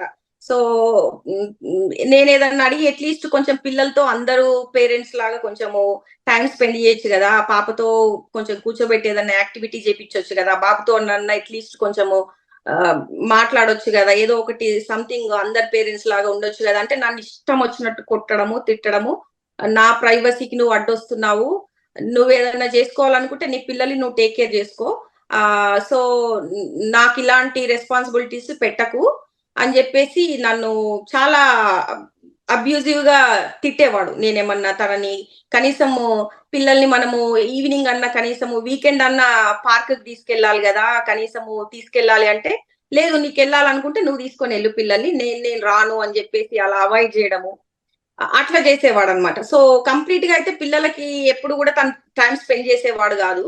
ఆ మరి ఇప్పుడు మీకు బై చెప్పకుండా మళ్ళీ అమెరికాకి ఎప్పుడు వెళ్ళిపోయారు ఆయన? ఆ రోజు ఏం జరిగింది? సో అయితే ఏమైందంటే ఇలా నన్ను పిల్లల్ని చాలా అబ్యూజ్ చేస్తుంటే ఒక రోజు ఏమైందంటే నన్ను బాగా నన్ను కొట్టాడు, బాగా అరుస్తున్నాడు, పిల్లలు ఏడుస్తున్నారు. ఆ సిచ్యువేషన్స్ తోని పక్క వాళ్ళు పోలీస్ కంప్లైంట్ ఇచ్చారు. అంటే ఇంట్లో ఏదో సంథింగ్ డొమెస్టిక్ వైలెన్స్ అవుతుంది అని చెప్పి వాళ్ళు కంప్లైంట్ ఇస్తే పోలీసులు వచ్చారనమాట ఇంటికి. అప్పుడు ఇంటికి పోలీసులు వచ్చాక నాకు నాకు కన్ఫ్యూజ్ అయిపోయింది. ఎవరు పోలీసులు అసలు ఎవరు పిలిచారు, ఎందుకు వచ్చారు అని చెప్పి కన్ఫ్యూజ్ అయిపోయింది. లేదేదో డొమెస్టిక్ వైలెన్స్ అవుతున్నట్టు మాకు కంప్లైంట్ వచ్చింది, అంటే మీరు సేఫ్ గానే ఉన్నారా అని చెప్పి అడిగారనమాట. అప్పుడు నాకు అసలు ఏం చెప్పాలో అర్థం కాలేదు. అంటే చెప్పాలా వద్దా, ఒకవేళ చెప్తే అంటే మేము మా సిచ్యువేషన్ ఏంటి, అట్లీస్ట్ పిల్లలు అంటే ఆర్టిస్టిక్ పిల్లలు కదా, ఆ సిచ్యువేషన్స్ నాకు జాబ్ అట్లీస్ట్ నాకు వర్క్ పర్మిట్ కూడా లేదు కదా. సో అంటే ఏదన్నా కొంచెం తేడా వచ్చినా కూడా ఏంటంటే వీసా క్యాన్సిల్ అయిపోతుంది అనమాట ఇక్కడ బేసిక్ గా. ఫస్ట్ వాళ్ళు చేసేది ఏంటంటే వీసా క్యాన్సిల్ చేసి డిపోర్ట్ చేస్తారు. సో ఒకవేళ మళ్ళీ అదే సిచ్యువేషన్ వచ్చిందంటే మళ్ళీ పిల్లల సిచ్యువేషన్ ఏంది అని చెప్పి అప్పుడు పోలీసులు వచ్చినప్పుడు నేనేం మాట్లాడలేదు. లేదు అసలు మేము సేఫ్ గానే ఉన్నాం అన్నట్టుగా నేను కమ్యూనికేట్ అయ్యాను. సో ఆ సిచ్యువేషన్స్ తోని వాళ్ళు వెళ్ళిపోయారు, ఇంకా పోలీసులు వెళ్ళిపోయారు. వెళ్ళిపోయిన తర్వాత ఒక్కసారి ఏంటంటే ఇక్కడ 911 కంప్లైంట్ వచ్చినాక స్కూల్ కి కూడా వెళ్ళిపోతుంది ఆ ఇన్ఫర్మేషన్. అంటే ఇంట్లో ఏదో డొమెస్టిక్ వైలెన్స్ కంప్లైంట్ వచ్చింది దాని త్రూ అని చెప్పి. సో ఆ స్కూల్ కి ఆ ఇన్ఫర్మేషన్ వెళ్ళిపోవడంతో వీళ్ళు డిపార్ట్మెంట్ ఆఫ్ చైల్డ్ సేఫ్టీ వాళ్ళు పిల్లల్ని ఎవ్రీ వీక్ స్కూల్ కి వెళ్ళడము, చెక్ చేయడం అట్లా స్టార్ట్ చేసింది అనమాట. సో అట్లా స్కూల్ కి వెళ్ళి చెక్ చేయడము స్టార్ట్ చేస్తే మా బాబు మీద కొన్ని బ్రూసెస్, స్కార్స్ కనిపించినాయి వాళ్ళకి. అప్పుడు ఒక రోజు ఏప్రిల్ మిడ్ లో నా దగ్గరికి వచ్చారు, ఇంటికి వచ్చేసి మేము పిల్లల్ని స్కూల్ కి వెళ్ళి చెక్ చేసాము, మీ బాబు మీద స్కార్స్, బ్రూసెస్ ఉన్నాయి, మీ హస్బెండ్ ఆల్రెడీ డొమెస్టిక్ వైలెన్స్ చేస్తున్నట్టుగా మాకు కంప్లైంట్ కూడా ఉంది. సో అందుకని పిల్లలు ఇంట్లో సేఫ్ గా లేరు అనిపిస్తుంది మాకు, మేము రిమూవ్ చేసుకుంటాం పిల్లల్ని అని చెప్పి వాళ్ళు వచ్చి కూర్చున్నారు ఇంట్లో. అప్పుడు నాకు చాలా షాక్ అనిపించింది. అదేంది పిల్లల్ని రిమూవ్ చేసుకోవడం ఏంది, అది నేను మదర్ని కదా, నా వాళ్ళు అసలు ఆర్టిస్టిక్ చిల్డ్రన్, నేను లేకుండా అసలు వాళ్ళు ఉండలేరు అని చెప్పి నేను వాళ్ళతో కమ్యూనికేట్ అయ్యి నాతో పిల్లలు ఉండాలంటే ఏం చేయాలి అని చెప్పి నేను వాళ్ళని రిక్వెస్ట్ చేసుకున్నాను. అప్పుడు వాళ్ళు ఏమన్నారంటే మీ హస్బెండ్ మీరన్నా ఇంట్లో నుంచి వెళ్ళిపోవాలి, లేదంటే మీ హస్బెండ్ అన్న ఇంట్లో నుంచి వెళ్ళిపోవాలి అని చెప్పారు అలా. సో అయితే ఇంకా అప్పుడు నేనేం చెప్పానంటే సో లేదు మేము ఇంట్లోనే ఉంటాము, ఒకవేళ మా హస్బెండ్ దీనికి ఒప్పుకుంటే సో పిల్లల్ని నాతోనే ఉంచుతారా అని చెప్పి నేను అడిగాను అనమాట. సో అప్పుడు వాళ్ళు ఓకే అని చెప్పారు దానికి. సో అప్పుడు ఇంకా మా హస్బెండ్ ఆఫీస్కి వెళ్ళాడు, అప్పుడు వచ్చేంత వరకు వాళ్ళు వెయిట్ చేసి ఇంట్లోనే కూర్చొని అప్పుడు ఏం చెప్పారంటే మేము పిల్లల్ని రిమూవ్ చేస్తున్నాము అని చెప్పి చెప్పారనమాట. సో పిల్లలు సో మదర్ తో ఉండాలంటే మీరు ఇంట్లో నుంచి వెళ్ళిపోవాలి, మేము ఒక సేఫ్టీ ప్లాన్ పెడుతున్నాము, మేము చెప్పేంత వరకు కూడా ఇంట్లోకి రావద్దు అని చెప్పి వాళ్ళు ఒక సేఫ్టీ ప్లాన్ పెట్టేసి మా హస్బెండ్ ని ఇంట్లో నుంచి బయటకు పంపించారు. సో అప్పుడు ఆయన బయటకు వెళ్ళిపోయాడు, నేను పిల్లలు ఇంట్లోనే ఉన్నాము. సో తర్వాత మా హస్బెండ్ నాతో ఏం కమ్యూనికేట్ చేశాడంటే నువ్వు ఇంకోసారి పోలీసులు వచ్చినా ఎవరు వచ్చినా కూడా నా గురించి నెగటివ్ గా ఏం చెప్పకు, ఒకవేళ నువ్వు ఏమైనా నెగటివ్ గా చెప్పినావంటే నా వీసాకి ప్రాబ్లం అయ్యి నన్ను డిపోర్ట్ చేసిందంటే ఇమ్మీడియట్ గా నీది డిపెండెంట్ వీసా కాబట్టి నిన్ను కూడా డిపోర్ట్ చేసేస్తారు. అప్పుడు పిల్లలు కంప్లీట్ గా వాళ్ళు అమెరికన్ సిటిజన్స్ కాబట్టి కంప్లీట్ గా వాళ్ళే ఉంచేసుకుంటారు, ఇంకా పిల్లల యాక్సెస్ కూడా నీకు ఉండదు. నేను ఇంకోసారి నేను ఇంకా ఇట్లాంటి ఏమి రిపీట్ చేయను, నిన్ను పిల్లల్ని బాగానే చూసుకుంటాను అని చెప్పి ఒక అష్యూరెన్స్ ఇచ్చిండు. సో దాంతో నేనేంటంటే సరే ఓకే అన్నట్టుగా నేను నా దగ్గరికి ఎవ్రీడే పోలీస్ ఆఫీసర్లు, ఆల్మోస్ట్ ఆల్టర్నేట్ డే పోలీస్ ఆఫీసర్లు రోజు రావడము, వాళ్ళు డిసిఎస్ వాళ్ళు రావడము నన్ను అడిగేవాళ్ళు, are you safe in the home, నీకేమన్నా ప్రాబ్లం ఉందా చెప్పు, మేము నీకు అన్ని రకాలుగా హెల్ప్ చేస్తాము, మీ హస్బెండ్ తో ఏదైనా ప్రాబ్లం ఉంటే చెప్పు, నేను సేఫ్ ప్లేస్ లోకి తీసుకెళ్లి పెడతాము, నీకు పిల్లలకి ఎలాంటి ప్రాబ్లం లేకుండా మేము చూసుకుంటాము అని చెప్పి అట్లా వాళ్ళు అడిగేవాళ్ళు ఎవ్రీడే. లేదు లేదు, నేను అట్లాంటిది ఏం లేదు, మేము ఆల్మోస్ట్ మా పెళ్ళయి 18 years అయిపోతుంది, మేము సేఫ్ గానే ఉన్నాం తనతో అని చెప్పి నేను ఏం కమ్యూనికేట్ చేయలేదు. ఇలా అబ్యూస్ జరిగింది పిల్లల మీద, నా మీద జరుగుతుంది అని చెప్పి కూడా నేను వాళ్ళతో ఏం కమ్యూనికేట్ చేయలేదు. సో అయితే వాళ్ళకి తెలుస్తుంది అంటే అబ్యూస్ అవుతుంది కానీ మదర్ దేనికో ఒప్పుకోవట్లేదు అని చెప్పి వాళ్ళు ఆల్రెడీ వాళ్ళు ఎందుకంటే వాళ్ళు వాళ్ళు ఆల్రెడీ తెలుసుకున్నారు అది. సో దాంతో ఏమైందంటే ఇంకా నెక్స్ట్ ఇలా కమ్యూనికేట్ చేసుకుంటూ నేను ఏం చెప్పానంటే మా హస్బెండ్ ని కూడా ఇంటికి పంపించండి, మేము ఒక ఫ్యామిలీ లాగా ఉండాలనుకుంటున్నాము అని చెప్పి నేను వాళ్ళని రిక్వెస్ట్ చేసుకున్నాను. సో అలా రిక్వెస్ట్ చేసుకోవడంతో మళ్ళీ వాళ్ళు ఒక 15 days తర్వాత మీరు ఫ్యామిలీ లాగా ఉండాలనుకుంటున్నారు కాబట్టి మాకు ఫ్యామిలీలని విడగొట్టే ఉద్దేశం అయితే మాకు లేదు, మేము ఎప్పుడు ఫ్యామిలీలను కలపడానికి ట్రై చేస్తాము. సో అందుకని సో ఒక సిఎఫ్టి మీటింగ్ అంటే నాకు మా హస్బెండ్ కి వేరే వేరే సిఎఫ్టి మీటింగ్స్ కండక్ట్ చేసి మా హస్బెండ్ ని ఇంటికి అలో చేశారు ఒక 15 days తర్వాత. సో అలా ఆయన ఇంటికి వచ్చాడనమాట. సో అలా ఇంటికి వచ్చిన తర్వాత మళ్ళీ ఒక 3 days 4 days బాగానే ఉన్నాడు. మళ్ళీ 4 days తర్వాత మళ్ళీ సేమ్ బిహేవియర్, చాలా అబ్యూజివ్ గా, మొత్తం నన్ను అబ్యూజివ్ గా ఎట్లా అంటే ఇష్టం వచ్చినట్టు చాలా బండబూతులు మాట్లాడతాడు అనమాట. పిల్లల ముందే కొడతాడు, పిల్లల్ని కొడతాడు. సో వాళ్ళ పిల్లలు ఏంటంటే ఆర్టిస్టిక్ చిల్డ్రన్ కాబట్టి వాళ్ళకి తెలుసో తెలియకో ఏదో చేసినా కూడా వాళ్ళని ఇష్టం వచ్చినట్టుగా కొడుతుంటాడు. సో అట్లా ఆ సిచ్యువేషన్స్ తో ఏంటంటే మళ్ళీ వాళ్ళు ఒకసారి డిసిఎస్ వాళ్ళు ఇన్వాల్వ్మెంట్ వచ్చింది అంటే ఇంకా వాళ్ళు వదిలిపెట్టారు. పిల్లల్ని కంటిన్యూస్ గా వాళ్ళు స్కూల్కి వెళ్తుంటారు, చెక్ చేస్తుంటారు. వాళ్ళ మెయిన్ ఇంటెన్షన్ ఏంటంటే పిల్లలు సేఫ్గా ఉన్నారా లేదా అది. సో అట్లా వాళ్ళు మళ్ళీ స్కూల్కి వెళ్ళారు, పిల్లల్ని చెక్ చేశారు. ఒక రోజు ఏంటంటే అది స్కూల్ ఎండింగ్ డే, అది May 23rd రోజు. నేను స్కూల్ బస్ వస్తుంది కదా, ఇంకా పిల్లలు వస్తలేరు అని చెప్పి నేను అన్ని ఫుడ్ అంతా కుక్ చేసుకొని పెట్టుకొని ఎదురు చూస్తున్నాను పిల్లల కోసం. పిల్లలు ఇంకా రావట్లేదు. 4 అయింది, 4:30 అయింది, పిల్లలు రావట్లేదు. అదే నాకు చాలా చాలా షాక్ అనిపించింది. అంటే ఏంటి ఇంకా రావట్లేదు, పిల్లలు ఇంకా రావట్లేదు అని బాగా సో చాలా అప్సెట్ అయ్యనమాట. అప్పుడు నాకు ఒక ఫోన్ కాల్ వచ్చింది డిసిఎస్ నుంచి. అదేంటంటే మేము పిల్లల్ని రిమూవ్ చేసుకున్నాము, ఇంకా పిల్లలు మీ దగ్గర ఉండరు అని చెప్పి చెప్పాడు. అదేంటి అసలు పిల్లల్ని రిమూవ్ చేసుకోవడం ఏంది ఇంత సడన్ గా, అసలు నాకు అది అర్థం కాలేదు ఆ సిచ్యువేషన్. అప్పుడే అది వింటుంటేనే నేను అసలు కింద పడిపోయాను. మేము మొత్తం అసలు ఏమైంది, పిల్లల్ని రిమూవ్ చేసుకోవడం ఏంటి అనేది కొంచెం నాకు ఒకసారి పిల్లల్ని చూపించండి అని చెప్పి నేను ఎంత రిక్వెస్ట్ చేసినా కూడా వాళ్ళు అప్పటికి ఫోన్ పెట్టేసి మేము పిల్లల్ని కాన్ఫిడెన్షియల్ ప్లేస్ లో పెట్టాము, ప్లేస్ అనేది రివీల్ చేయం ఇంకా. ఎందుకు ఈయన ఏమైనా చేశారా మీ హస్బెండ్ అరవింద్ గారు? అదే కదా, పిల్లల మీద మళ్ళీ బ్రూసెస్ స్కార్స్ చూసుకుంటే వాళ్ళు ఏమనుకున్నారంటే లేదు సంథింగ్ ఈస్ గోయింగ్ ఆన్, అంటే పిల్లలు ఇంట్లో సేఫ్ గా లేరు, మదర్ చెప్పట్లేదు, ఫాదర్ అబ్యూజ్ చేస్తున్నాడు కానీ మదర్ చెప్పట్లేదు అని చెప్పేసి వాళ్ళకి అర్థమైపోయి ఇంకా పిల్లల్ని స్కూల్లో నుంచే రిమూవ్ చేసేసుకున్నారు అట్లా డైరెక్ట్. ఆ తర్వాత ఆయన ఇండియాకి వెళ్ళిపోయారు మీకు చెప్పకుండా? లేదు, ఆ తర్వాత కాదు. సో తర్వాత ఏమైందంటే ఇంకా పిల్లల్ని వాళ్ళు రిమూవ్ చేసుకున్నాక మధ్యలో ఒక 4 days లాంగ్ వీకెండ్ వచ్చింది. అంటే లాంగ్ వీకెండ్ టైంలో ఎవరు డిసిఎస్ వాళ్ళు కూడా అసలు కమ్యూనికేషన్ ఇవ్వరు వాళ్ళు. సో అప్పుడు ఏంటంటే నాకు పిల్లల సిచ్యువేషన్ తెలియదు, వాళ్ళు ఎక్కడున్నారు, అసలు ఏడుస్తున్నారా, వాళ్ళిద్దరు ఆర్టిస్టిక్ చిల్డ్రన్ కదా, వాళ్ళ బిహేవియర్స్, వాళ్ళ ఫుడ్ హ్యాబిట్స్ కూడా వీళ్ళకి ఏం తెలియవు. సో ఆ సిచ్యువేషన్స్ తోని నాకు అసలు పిల్లల్ని ఎత్తుకెళ్ళినప్పటి నుంచి కూడా నేను అసలు ఫుడ్ తినడం కూడా మానేశాను మొత్తం. అసలు పడుకోవడం, నిద్ర కూడా పోవట్లేదు, నేను పడుకోవట్లేదు. సో అలా కంటిన్యూస్ గా ఇంకేమన్నా హెల్ప్ దొరుకుతుందా, ఎవరి దగ్గరికి వెళ్తే నా పిల్లలు నా దగ్గరికి వస్తారని ఇలా మొత్తం అందరినీ రీచ్ అయ్యాను. కానీ నాకు ఎక్కడ ఏ సోషల్ వర్కర్ ని రీచ్ అయినా కూడా నాకు ఏ హెల్ప్ కూడా దొరకలేదు.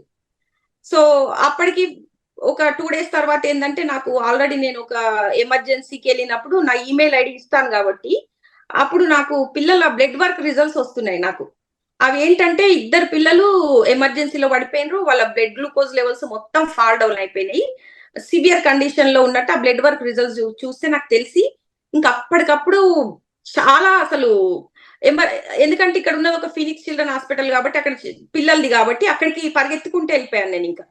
సో అక్కడికి వెళ్ళిపోతే నన్ను అలో చేయలేదు. ఎందుకంటే పిల్లల్ని వాళ్ళ పేర్లు కూడా మార్చేసి వాళ్ళను కాన్ఫిడెన్షియల్ గా పెట్టారనమాట. ఇలా నా పిల్లలు ఇక్కడ ఎమర్జెన్సీలో ఉన్నారు, నా బ్లడ్ వర్క్ రిజల్ట్స్ కూడా నాకు వచ్చాయి చూడండి అని నేను చూపించినా కూడా లేదు, ఇలాంటి పిల్లలు ఎవ్వరు మా దగ్గర లేరు అని చెప్పేసి పంపించారు. మరి మీ హస్బెండ్ ఏం చేస్తున్నారు ఇంత జరుగుతుంటే? ఆయన అక్కడే ఉన్నారు కదా అమెరికాలో. ఆయన అక్కడే ఉన్నారు కానీ ఏదో సంథింగ్ తప్పదు కదా అన్నట్టు నాతో వచ్చాడు. కానీ అంత బాధపడ్డట్టు అయితే నాకేం కనిపించలేదు. సో అప్పుడు నేను మార్నింగ్ నుంచి ఈవినింగ్ వరకు మొత్తం అక్కడ ఫీనిక్స్ చిల్డ్రన్ హాస్పిటల్ ముందు నేను కూర్చొని పిల్లలు ఏమన్నా కనీసం ఏదన్నా దొరుకుతుందా, కనీసం లోపలికన్నా అలో చేస్తారా, అక్కడున్న సోషల్ వర్కర్లతో కమ్యూనికేట్ అయినా కూడా వాళ్ళు నాకు హెల్ప్ చేయట్లేదు. మేము డిసిఎస్ వాళ్ళతో అంటే వాళ్ళు ఒకసారి పిల్లల్ని తీసుకున్నాక మేము ఇన్వాల్వ్మెంట్ విన్నా కూడా అది అసలు వాళ్ళు ఏమి వినరు. ఇంకా మీకు ఏదన్నా హెల్ప్ కావాలనుకుంటే మీరు కోర్టులోకే వెళ్ళాలి, కోర్టులోనే చూసుకోవాలి అని వాళ్ళు చెప్పారనమాట. సో అప్పుడు ఏంటంటే ఇంకా కంటిన్యూస్ గా మళ్ళీ వాళ్ళే ఒక 4 days తర్వాత నాకు కమ్యూనికేషన్ ఇచ్చి మేము పిల్లలకి ఫుడ్ ప్రొవైడ్ చేయలేకపోయినాము, ఎందుకంటే వాళ్ళ ఫుడ్ హ్యాబిట్స్ మాకు తెలియవు కదా, వాళ్ళు ఏం తింటారో మాకు తెలియదు, మేము ఫుడ్ ఇస్తే వాళ్ళు తినలేదు, మొత్తము సివియర్ కండిషన్ లకి వెళ్ళిపోయారు, వాళ్ళు హాస్పిటలైజ్డ్ అయిపోయారు అని చెప్పి చెప్పారనమాట. అప్పుడు నేను వాళ్ళని రిక్వెస్ట్ చేసుకున్నాను, నేను ఒక కనీసం మదర్ని కదా, కనీసం నా పిల్లల్ని నాకు ఒక్కసారన్నా చూపించండి, అట్లీస్ట్ నన్ను చూస్తే నా పిల్లలు బాగైపోతారు నాకు అని చాలా రిక్వెస్ట్ చేసుకున్నాను.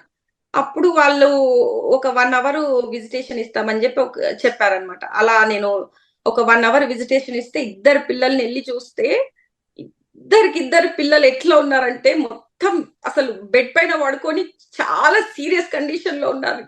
ఇద్దరు అసలు ఫుడ్ కూడా తినట్లేదు. ఎన్నెళ్ళు అయిందండి ఇదంతా జరిగి ఒక 6 months అవుతుంది. ఓకే, ఆ తర్వాత ఇక ఆయన ఇండియాకి వచ్చేసారు? ఆ తర్వాత కాదు. సో అయితే ఇంకా అప్పుడు ఏమైందంటే ఇంకా అప్పుడు నాకు ఒక ఆప్షన్ ఇచ్చారనమాట. సో మేము ఫుడ్ వీళ్ళకి ప్రొవైడ్ చేయలేకపోతున్నాము, సో మీరు రోజు ఫుడ్ కుక్ చేసుకొని వెళ్ళి పిల్లలకి తినిపించొచ్చు అని చెప్పి ఒక ఆప్షన్ ఇచ్చారు. రోజు ఒక 1 hour విజిటేషన్ ఇచ్చారనమాట. సో అట్లా నేను రోజు పిల్లలకి ఫుడ్ కుక్ చేసుకొని వెళ్ళడము, పిల్లలకి తినిపించి రావడము, అట్లా కొంచెం అట్లీస్ట్ నా పిల్లల్ని నేను చూడగలుగుతున్నాను, ఒక 1 hour అన్న చూడగలుగుతున్నానని నాకు అదొక కైండ్ ఆఫ్ రిలీఫ్ వచ్చేది. అట్లా వెళ్ళినప్పుడు పిల్లలు నాతో చాలా హ్యాపీగా ఉండడము. మా పాప అయితే చాలా ఏడ్చేది, మమ్మ నేను వచ్చేస్తాను నీతో, నన్ను తీసుకెళ్ళవా అని చెప్పి అసలు ఎవ్రీడే ఏడ్చేది పాప. కానీ సో అది ఏంటంటే ఇద్దరిని కూడా ఒక 15 days వరకు ఎమర్జెన్సీలోనే పెట్టారు మొత్తం పిల్లలిద్దరిని. సో దాని తర్వాత ఏంటంటే పిల్లల్ని తర్వాత గ్రూప్ హోమ్ లోకి మూవ్ చేశారు. ఇన్ ద మీన్ టైమ్ లో వీళ్ళు ఏం చేశారంటే డిపార్ట్మెంట్ ఆఫ్ చైల్డ్ సేఫ్టీ వాళ్ళు ఒకవేళ పిల్లల్ని రిమూవ్ చేస్తే వాళ్ళు 5 days కంటే ఎక్కువ ఉంచుకోరాదనమాట. అలా 5 days కంటే ఎక్కువ ఉంచుకున్నారంటే వాళ్ళు కోర్టుకి ఆన్సర్ చెప్పాలి, ఎందుకు ఉంచుకున్నారు మీరు అన్నదానికి ఆన్సర్ చెప్పాలి. అప్పుడు వాళ్ళు ఏం చేశారంటే డిపెండెన్సీ ఫైల్ చేసుకున్నారు. అది ఎలా ఫైల్ చేశారంటే కోర్టులో ఒక పిటిషన్ పెట్టారు. అదేంటంటే mother is unable to take care the children needs because of the father's domestic violence అని చెప్పి ఒక నెగ్లెక్ట్ కింద వాళ్ళు ఒక కేసుని ఫైల్ చేసుకున్నారు. అందుకని మదరు తనని తను ప్రొటెక్ట్ చేసుకోలేకపోతుంది, పిల్లల్ని కూడా ప్రొటెక్ట్ చేస్తలేదు ఫాదర్ అబ్యూజ్ నుంచి, అందుకని పిల్లలు ఇంట్లో సేఫ్ గా లేరు, మేము పిల్లల్ని మేమే ఉంచుకుంటామని వాళ్ళ పిటిషన్ పెట్టుకున్నారు కోర్టులో. సో అప్పుడు నాకు అది కోర్టులోకి వెళ్ళిపోయింది, ఇంకా అది వాదనలోకి వెళ్ళిపోయింది. సో హియరింగ్ స్టార్ట్ అయినాయి. ఆ హియరింగ్ లో నేను నా పిల్లల్ని నాకు ఇవ్వండి అని నేను ఎంత వాదించినా కూడా వాళ్ళు అసలు పిల్లల్ని ఇవ్వట్లేదు. మొత్తం ఎన్నిసార్లు ఒక 2 hearings 3 hearings కూడా కంటిన్యూస్ గా అయిపోయినాయి, ఎంత రిక్వెస్ట్ చేసుకున్నా నాకు పిల్లల్ని ఇవ్వలేదు. నేను ఒక అటార్నీని పెట్టుకొని సో పిల్లల కోసం నేను వాదనలు స్టార్ట్ చేశాను. కొంచెం లోకల్ గా ఉన్న అప్పుడు ఇక్కడ ఎలా ఉంటదంటే అటార్నీ ఫీలు కూడా హై అమౌంట్ లో ఉంటాయి ఇక్కడ, ఏదైనా అటార్నీని హైర్ చేసుకోవాలన్నా కూడా.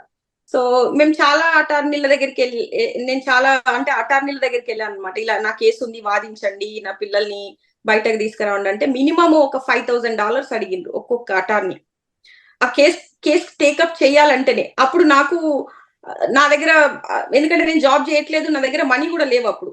అప్పుడు లోకల్ గా ఉన్న తెలుగు అసోసియేషన్ వాళ్ళని రీచ్ అయితే వాళ్ళు ఒక ఫండింగ్ రేజ్ చేశారు పిల్లల మీద. ఇలా ఉంది సిచ్యువేషన్, ఇక్కడ అరిజోనా మొత్తం తెలుసు ఇక్కడ ఏం జరుగుతుంది. పిల్లల్ని తీసుకెళ్లినప్పటి నుంచి వాళ్ళందరికీ ఇక్కడ ఉన్న లోకల్ వాళ్ళందరికీ తెలుసు. సో ఆ సిచ్యువేషన్ తోని వాళ్ళు చాలా ఇంత ఫండింగ్ జరుగుతుంటే మీ హస్బెండ్ మీతో పాటే ఉన్నారు కదా సుమ గారు, ఆయన ఏం పట్టించుకోలేదా? ఆయన ఏదో పక్కకు అలా ఉన్నట్టు ఉంటున్నారు కానీ అంత అసలు ఇన్వాల్వ్మెంట్ ఏమీ లేదు. నేనే కంప్లీట్ గా ఈ అసోసియేషన్ వాళ్ళతో మాట్లాడడము, కమ్యూనికేట్ చేయడం, ప్లీజ్ నా పిల్లల్ని బయటకు రావాలంటే కొంచెం నాకు ఫండింగ్ పెట్టండి, అది అన్నా హెల్ప్ అవుతుంది, నేను ఫండింగ్ తో నేను అట్లీస్ట్ అటార్నీని హైర్ చేసుకుంటానని చెప్తే వాళ్ళు ఫండింగ్ రేజ్ చేశారు. అప్పటికప్పుడు ఫండింగ్ రేజ్ చేస్తే నాకు ఫండింగ్ ఇచ్చారు. సో నేను ఒక అటార్నీని హైర్ చేసుకొని పిల్లల కోసం వాదనలు స్టార్ట్ చేసుకున్నాను. నా పిల్లల్ని నాకు పంపించండి అని చెప్పి మాటాన్ని వాదిస్తుంది. మదర్ కేర్ కి పంపించండి అంటే కూడా వాళ్ళు ఇవ్వట్లేదు. So in the mean time లో ఏమైందంటే మా బాబుని గ్రూప్ హోమ్ లో పెట్టారు. ఒక గ్రూప్ హోమ్ లో ఒక రోజు నేను విజిటేషన్ కి వెళ్ళాను అనమాట. బాబుకి ఫుడ్ తినిపిద్దామని చెప్పి నేను విజిటేషన్ కి వెళ్ళాను. అప్పుడు ఏమైందంటే మా బాబు గ్రూప్ హోమ్ లో ఒక డియోడరెంట్ తింటున్నాడు. సో ఒకటో డియోడరెంట్ తిన్నాడు, రెండోది తిన్నాడు, కంటిన్యూస్ గా వాడు పట్టుకొని తింటూనే ఉన్నాడు. అక్కడ ముగ్గురు ఉన్నారు గ్రూప్ హోమ్ లో, కానీ ఎవరు పట్టించుకోవట్లేదు. అప్పటికప్పుడు ఏమైందంటే ఇంకా నాకు వీడు ఇంత నాన్ ఫుడ్ ఐటమ్, వాడికి ఏంటంటే కొంచెం ఆర్టిజం కాబట్టి వాడు నాన్ ఫుడ్ ఐటమ్స్ కూడా తింటాడు. ఎలా అంటే హ్యాండ్ వాష్లు తింటాడు, ఇంకా ఏదైనా మెడికేషన్ యాక్సెస్ ఉందంటే వాడు 100 మెడికేషన్ తినేస్తాడు. అట్లా 100 టాబ్లెట్స్ తినేస్తాడు అట్లా. సో మెడికేషన్ తినడం, శానిటైజర్లు తినడము, ఇలా నాన్ ఫుడ్ ఐటమ్స్ కూడా తింటుంటాడు. వాడిని ఏంటంటే ఎలా చూడాలంటే ఒక 24/7 ఒకరు మానిటర్ చేయాలి, ఎప్పుడు మానిటర్ చేయాలి, అట్లాంటి కేర్ ఉండాలి వానికి. సో ఇప్పుడు ఎంత ఏజ్ అండి బాబుకి? 9 years 8 years. సో అప్పటికప్పుడు పాప 14 years. ఓకే. అప్పటికప్పుడు ఇప్పుడు మీతో మీ హస్బెండ్ లేరు కదా, ఇప్పుడు పరిస్థితి ఏంటి? మీ ఖర్చులకి డబ్బులు ఎలాగా, మరి ఇప్పుడు పిల్లల్ని ఎలాగా మీరు సంరక్షిస్తున్నారు, వాళ్ళ బాధ్యతలు ఎలా చూసుకోగలుగుతున్నారు? సో అయితే ఇప్పుడు ఈ సిచ్యువేషన్స్ తో ఏమైందంటే నేను ఇక్కడ ఉన్న బాబుని అప్పటికప్పుడు నేను ఎమర్జెన్సీకి తీసుకెళ్లి బాబుని అంటే ఒక రోజంతా ఎమర్జెన్సీలో పెట్టి ఇంకా తనని సేఫ్ అయ్యాక మళ్ళీ గ్రూప్ హోమ్ కి పంపించారనమాట. సో ఈ ఇన్సిడెంట్ ని నేను మాటానికి చెప్పుకుంటే తను కోర్టులో వాదించింది. ఇలా గ్రూప్ హోమ్ లో కూడా అంటే బాబు సేఫ్ గా లేడు, మదర్ కేర్ కి పంపించండి అని తను వాదిస్తే అప్పుడు జడ్జి కన్విన్స్ అయ్యి పిల్లల్ని నా కేర్ కి పంపించారు. అది కూడా ఎలా ఇచ్చారంటే మా హస్బెండ్ మాతో ఉండకుండా బయట ఉంటాడు అన్న ఆప్షన్ తోని నాకు పిల్లల్ని ఇచ్చారనమాట, నా కేర్ కి ఇచ్చారు. సో అట్లా సో పిల్లల్ని ఒక 1.5 month తర్వాత రిటర్న్ అయ్యాక మా హస్బెండ్ ఏంటంటే సో బయట ఉంటున్నాడు. సో అప్పుడు ఏం చెప్పాడంటే మళ్ళీ నేను కమ్యూనికేషన్ ఇచ్చి, లేదు మేము ఫ్యామిలీ లాగానే ఉండాలనుకుంటున్నాము, మా హస్బెండ్ ని మాతో కలపండి, మేము అంటే ఒక ఫ్యామిలీ లాగా పిల్లలకి, ఎందుకంటే అట్లీస్ట్ వాళ్ళ ఆర్టిస్టిక్ చిల్డ్రన్ కాబట్టి వాళ్ళు ఒక చిన్న చేంజ్ వచ్చినా కూడా తట్టుకోలేరు అనమాట. సో ఆ సిచ్యువేషన్స్ తోని నేను మా హస్బెండ్ ని మళ్ళీ ఇండియా మా దగ్గరికి పంపించండి అని మళ్ళీ నేను కోర్టులో రిక్వెస్ట్ చేసుకుంటే కోర్టులో జడ్జ్ ఏమన్నాడంటే మీ హస్బెండ్ కి కొన్ని డొమెస్టిక్ వైలెన్స్ సర్వీసులు ఇస్తాము, కౌన్సిలింగ్ ఇస్తాము, కొన్ని థెరపీలు ఇస్తాము, ఆయన అవన్నీ కూడా కంప్లీట్ చేసి మా కోర్టులో సర్టిఫికేషన్స్ ఇవ్వాలి, సో అప్పుడు ఇంటికి అలో చేస్తామని చెప్పారు. సో అది ఆగస్ట్ లో వాళ్ళు చెప్పారు. ఆగస్ట్ మిడ్ లో అవన్నీ స్కెడ్యూల్ అయినాయి. అయితే ఒక రోజు ఏం చేశాడంటే ఆగస్ట్ 12th రోజు ఎవరికి చెప్పకుండా సో ఫ్లైట్ టికెట్లు బుక్ చేసుకొని ఇండియాకి వెళ్ళిపోయాడు. అది నేను కాల్ చేస్తున్నాను, నాకు అసలు ఏమి ఆన్సర్ కూడా ఇవ్వట్లేదు, ఎక్కడుంది ఏంటి కూడా కమ్యూనికేషన్ ఇవ్వట్లేదు. సో అప్పుడు నాకు మా ఫ్రెండ్ చెప్పారనమాట, సో I-94 చెక్ చేస్తే తెలుస్తుంది తను ఎక్కడ ఉన్నాడు అని చెప్పేసి. అప్పుడు నేను I-94 చెక్ చేస్తే ఇండియాలో ఉన్నట్టు కనిపించింది. అప్పుడు మా ఫ్యామిలీ మెంబర్స్ కి నేను ఇన్ఫార్మ్ చేశాను, ఇలా వదిలేసి వచ్చాడు, మొత్తం అబాండెండ్ గా వదిలేసి వచ్చాడు అని. అప్పుడు మా ఫ్యామిలీ మెంబర్స్ తను ఇండియాకి వచ్చాక రీచ్ అయ్యారనమాట. వాళ్ళ ఇంటికి వెళ్ళారు, వాళ్ళ మదర్ ఫాదర్ తో ఉన్నాడు తను వెళ్ళి. సో అప్పుడు అడిగారు, ఏంటి ఇలా పిల్లల్ని మీ వైఫ్ ని వదిలేసి వచ్చావు, కనీసం ఆమెకి వర్క్ పర్మిట్ కూడా లేదు కదా, ఇద్దరు పిల్లలు ఆర్టిస్టిక్ పిల్లలు కదా, తను ఎలా సర్వైవ్ అవుతుంది అక్కడ, మరి ఇలా ఎందుకు వచ్చావు పారిపోయి అని చెప్పి అంటే, లేదు నేను వెళ్ళిపోతాను, ఒక 2 weeks లో వెళ్ళిపోతాను అని చెప్పాడు వాళ్ళకి. సో అందుకని మళ్ళీ తను ఇండియాకి వచ్చినప్పుడు మళ్ళీ ఒక స్టాంపింగ్ చేసుకోవాలి కాబట్టి అప్పుడు వీసా అరేంజ్మెంట్స్ కూడా మా ఫ్యామిలీ మెంబర్స్ చేశారు.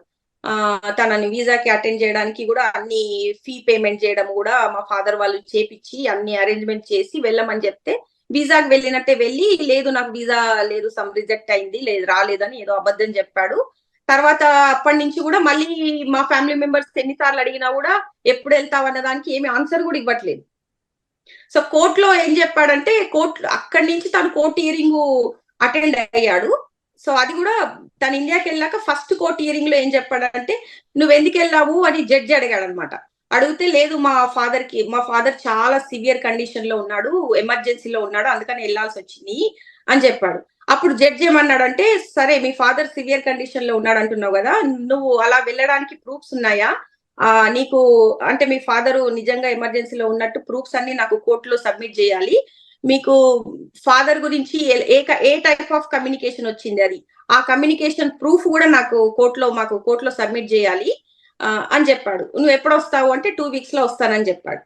సో అది ఆగస్టు ఎండ్ లో చెప్పాడు. తను ఆగస్ట్ 12th వెళ్ళాక తర్వాత నుంచి మళ్ళీ కమ్యూనికేషన్ లేదు. మళ్ళీ నెక్స్ట్ ఇంకొక కోర్టు హియరింగ్ ఎప్పుడైందంటే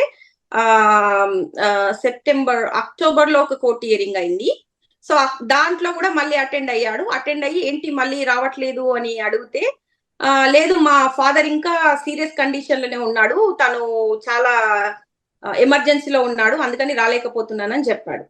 సో అట్లా ఏంటంటే మా పేరెంట్స్ అడిగినా కూడా ఎలాంటి కమ్యూనికేషన్ ఇవ్వట్లేదు, దేనికి ఆన్సర్ చేయట్లేదు. కనీసము తను వదిలేసి వెళ్ళినప్పటి నుంచి ఫైనాన్షియల్ గా కూడా అసలు పిల్లల గురించి, పిల్లలు ఎలా ఉన్నారు, కనీసము వాళ్ళు ఎలా సర్వైవ్ అవుతారు అంటే, కనీసం ఇక్కడ ఉండాలంటే మీకు చెప్పాను కదా, మినిమం $4,000 అంటే ఆల్మోస్ట్ 3.5 lakhs ఉంటే ఇక్కడ సర్వైవ్ అవుతాం మంత్లీ. అది ఎలా అంటే ఇంటి రెంటు, ఇన్సూరెన్స్లు, ఇంకా గ్రోసరీస్. సో మినిమం, నేను చెప్పేది మినిమం. సో అంటే కనీసం నాకు జాబు లేదు, వర్క్ పర్మిట్ లేదు, సో నేను ఎవరిని టేక్ కేర్ చేయలేను కదా జాబ్ లేకుండా. సో నువ్వు బ్యాక్ ఇప్పుడు ఆయన మీకు అమెరికాకి వస్తే సరిపోతుంది కదా, మీ దగ్గరకు వచ్చి ఆయన ఏదైనా జాబ్ చేసి మిమ్మల్ని చూసుకుంటే పిల్లల్ని నన్ను ఫైనాన్షియల్ గా టేక్ కేర్. ఎందుకంటే ఇప్పుడు ఆయన ఇండియాకి వెళ్తే నా వీసా సిచ్యుయేషన్ చాలా క్రిటికల్ సిచ్యుయేషన్ లోకి వెళ్ళిపోయింది. నాది డిపెండెంట్ వీసా కాబట్టి ఆయన ఇంకా బ్యాక్ రాకపోతే కొద్ది రోజులకి నాది కూడా ఇన్వాలిడ్ అవుతుంది, ఇంకా నా వీసా కూడా. అప్పుడు నన్ను డిపోర్ట్ చేసే ఛాన్సెస్ ఉంటాయి. అప్పుడు వీళ్ళు డిపార్ట్మెంట్ ఆఫ్ చైల్డ్ సేఫ్టీ వాళ్ళు ఏమంటున్నారంటే, పిల్లల్ని ఇంకా మేమే ఉంచుకుంటాము అని చెప్పి వాళ్ళు వాదిస్తున్నారు కోర్టులో. ఇంకా కోర్టులో వాదనలు జరుగుతూనే ఉన్నాయి. ఎందుకంటే ఇప్పుడు హైదరాబాద్ లోని విమెన్ సేఫ్టీ సెల్ లో ఉన్న ఎన్ఆర్ఐ సెల్ ని మీరు అప్రోచ్ అవడం అనేది జరిగింది కదా, వాళ్ళ దగ్గర నుంచి ఏం హెల్ప్ వస్తుందండి మీకు? సో అయితే ఇనిషియల్ గా వచ్చాక ఏంటంటే, మా హస్బెండ్ కమ్యూనికేషన్ ఇస్తలేడని చెప్పి మా పేరెంట్స్ ఒక 5 పోలీస్ స్టేషన్ల చుట్టూ తిరిగారు. ఈయన ఏం చేస్తున్నాడంటే, పోలీస్ స్టేషన్లని మనీతో మేనేజ్ చేస్తున్నాడు. అంటే తను అడ్వకేట్ ని ముందే పంపిస్తాడు. వాళ్ళు ఇలా కేసు ఫైల్ చేద్దామని వెళ్ళేసరికి తన అడ్వకేట్ ని పంపిస్తాడు. అలా సో తను మనీతో మేనేజ్ చేసి కేసు ఫైల్ కాకుండా చూసుకున్నాడు చాలా రోజులు. అప్పుడు నేను ఎన్ఆర్ఐ విమెన్ సెల్ ని రీచ్ అయ్యాక నేను కొంచెం శిఖా మేడం గారితో కమ్యూనికేషన్ చేశాను అనమాట. సో ఆవిడ ఏం చేశారంటే, నాకు ఎస్పీ అశోక్ గారిని, ఇన్స్పెక్టర్ రాజేష్ గారిని కనెక్ట్ చేశారు.